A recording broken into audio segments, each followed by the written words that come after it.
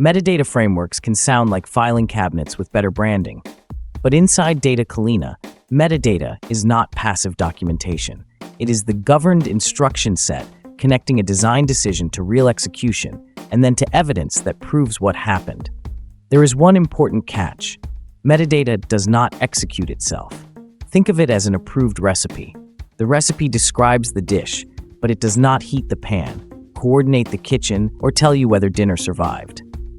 That separation is the key to understanding the entire framework. Let's follow one small public example: earthquake events from the U.S. Geological Survey. Before anyone creates configuration, the team needs to understand the requirement. Which events matter? What does one record represent? How should an updated event be handled?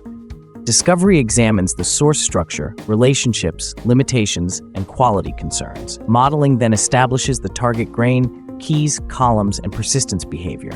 Only after those decisions stabilize are they translated into framework metadata. The governing chain is requirements, discovery, modeling, metadata. Discovery evidence is not copied blindly into configuration. It is interpreted into rules first. Otherwise, we would automate our observations before deciding whether they were correct, which is impressively efficient, but not especially useful. Within the metadata, the job is the central anchor. A job connects to source details, dependencies, a transformation controller, runtime policy, and eventually its queue executions. For our earthquake example, source metadata describes how the public source is accessed and interpreted. Transformation metadata then describes a target named earthquake event.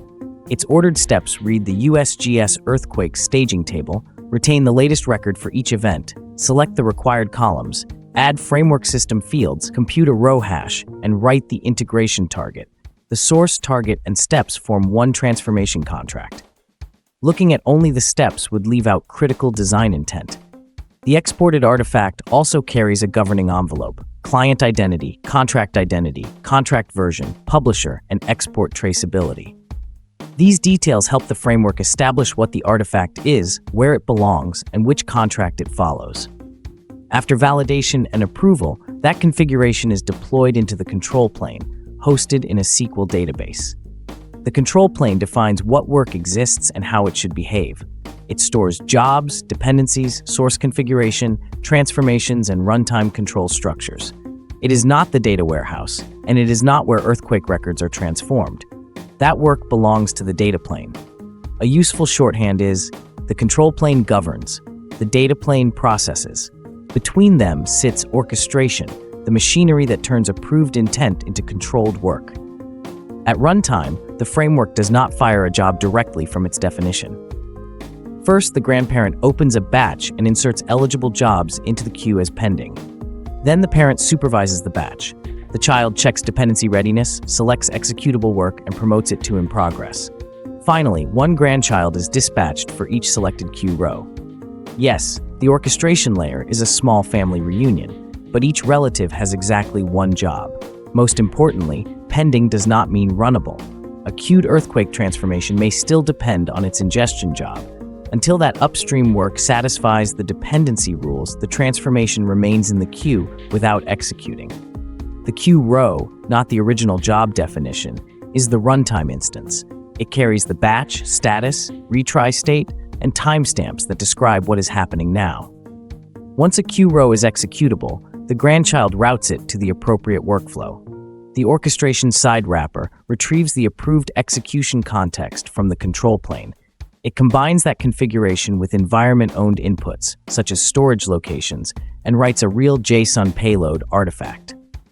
That payload may include queue, job, and batch identifiers, source and linked service configuration, load strategy, transformation instructions, execution options, and runtime storage paths. A thin runtime entry point reads the payload and hands it to the shared Culina runtime library.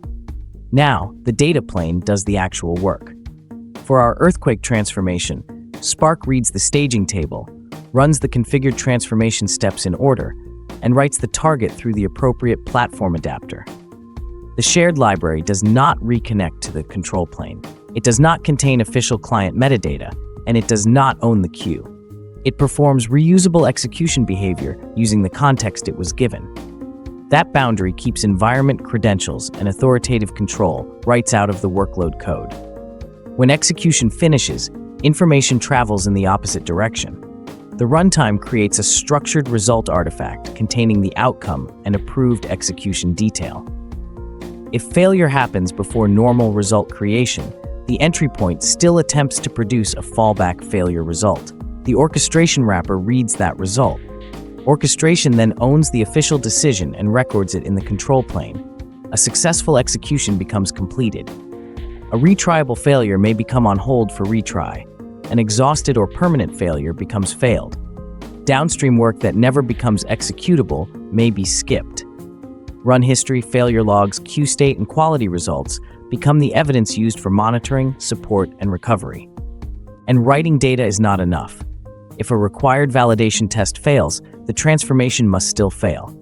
A table existing is not proof that its contents are acceptable. So the complete mental model is: design decisions become governed metadata. Metadata enters the control plane.